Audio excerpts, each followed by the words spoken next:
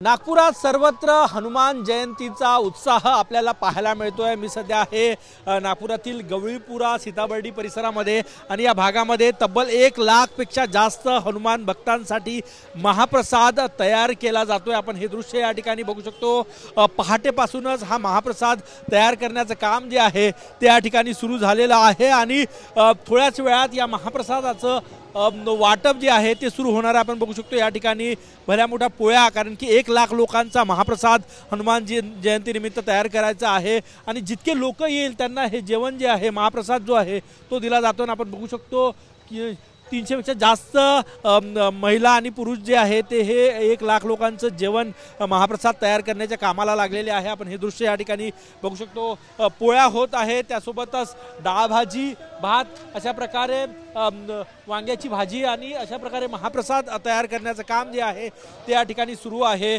दुपारनंतर नागपुरातील राजाबागशा असो, गवळीपुरा असो, या भागातून शोभायात्रा निघणार आहे। मोठा उत्साह या ठिकाणी आपल्याला पाहायला मिळतो आहे। बघा, या ठिकाणी पालकची डाळ करण्याची प्रक्रिया जी आहे ती महाप्रसादामध्ये सुरू आहे आणि एकूणच हनुमान जयंती निमित्त मोठा उत्साह आज नागपुरात पाहायला मिळतोय।